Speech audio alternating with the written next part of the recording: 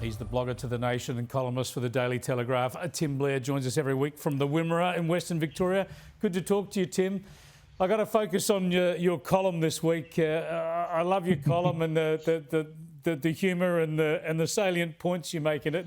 And this week you took another tall story from Joe Biden and pulled it apart. He seemed to be telling us, the president seemed to be insinuating that his grandfather was eaten by cannibals during the war. Have a look.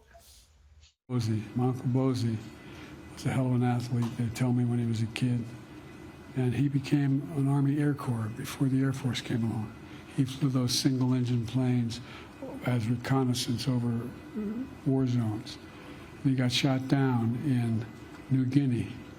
And they never found the body because there were a lot of cannibals for real in that part of New Guinea.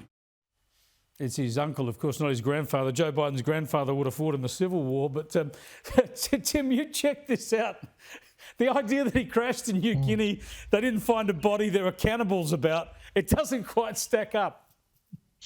Every single thing Biden said in that story, which is pretty typical of every single thing Biden says, is wrong. Yes, there was a plane crash, but it was in the ocean. The aircraft wasn't on reconnaissance. It was a twin-engine aircraft, not a single engine. And you know, I'm not sure about you, but my awareness of cannibals is they don't typically use the ocean as their base. They're more or less land-based predators. Yeah. So he made up a bunch of crap there. And it's amazing, though, that the defenders of Biden saying that, oh, you know, he would have heard that story in his childhood. He's repeating something from when he was a little kid, which is practically the definition of senility and dementia, isn't it? When you start regressing to that degree. He's in his 80s and he's talking about something that he would have been told about when he was a child. Interesting. the ocean, in the ocean there are cannibals. They're called sharks. But also the plane you recount wasn't shot down. They know what happened to the plane because there was a survivor. Yeah, the lone survivor. The plane lost altitude. Then when it hit a particularly low altitude, the engines cut out, both of them, and the thing ditched.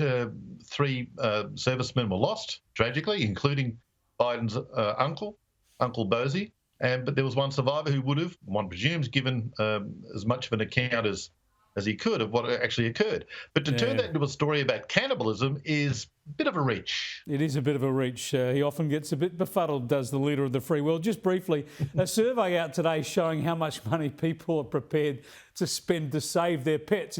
Instead of perhaps having them put down by the vet, a third of people are happy to spend anything up to $5,000 on medical treatment for their pets. It's extraordinary.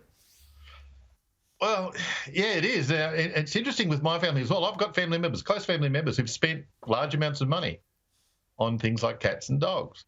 But similarly, I've also got family members who would scoff at that sort of spending, who have spent similar amounts of money repairing old cars. So it depends on where your emotions lie. And I'm not indicating where mine lie, but yeah, I don't have any pets and I do have a nice old car that I keep spending money on. So, you know, let's not to be judgy on this one. Let's not be too judgy. All right, I just think of all sorts of other causes that might need that money. And, hey, give a new pet a home. We'll see.